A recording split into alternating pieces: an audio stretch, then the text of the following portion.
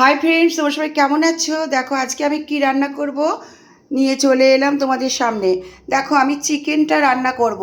চিকেনটাকে আমি দই, আদা বাটা, ধনে জিরের গুঁড়ো, কাশ্মীরি মির্চ আর অল্প একটু লঙ্কার গুঁড়ো দিয়েছি, আর গরম মশলার গুঁড়ো, হলুদ, স্বাদ মতো লবণ দিয়েছি। দিয়ে মাংসটাকে আমি ভালো করে ম্যারিনেট করে নিয়েছি। এর মধ্যে দইটা আমি একটু বেশি পরিমাণেই দিয়েছি। এইটাকে ম্যারিনেট করে নিলাম।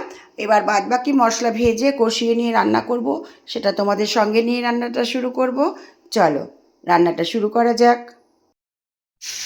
হাই ফ্রেন্ডস, দেখো রান্না করতে চলে এলাম।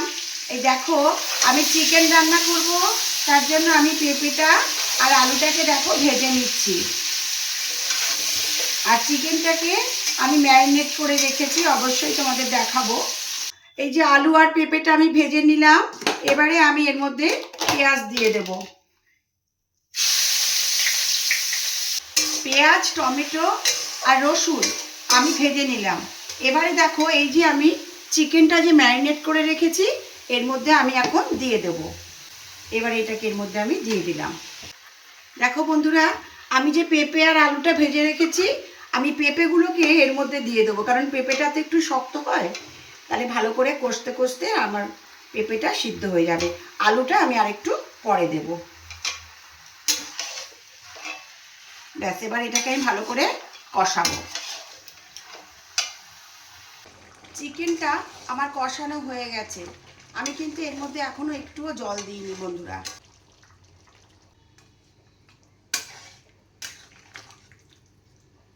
দেখো এবারে এটা ভালো করে একটু ফুটবে।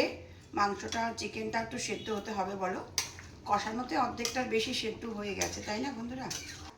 চিকেন কারি আমার অলমোস্ট ডান। আমি এবার এটাকে সার্ভ করে দেব। কেমন হয়েছে তোমরা কিন্তু আমাকে অবশ্যই জানাবে। আর তোমরা কে কে এরকম পাতলা ঝোল খেতে ভালোবাসো চিকেনের, আমাকে সেটাও জানাবে। ভালোবাসা নিও।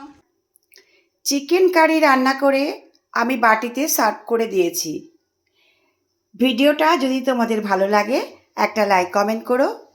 এরপরে অন্য কোনো নতুন ভিডিও নিয়ে অবশ্যই তোমাদের সামনে চলে আসবো। টাটা।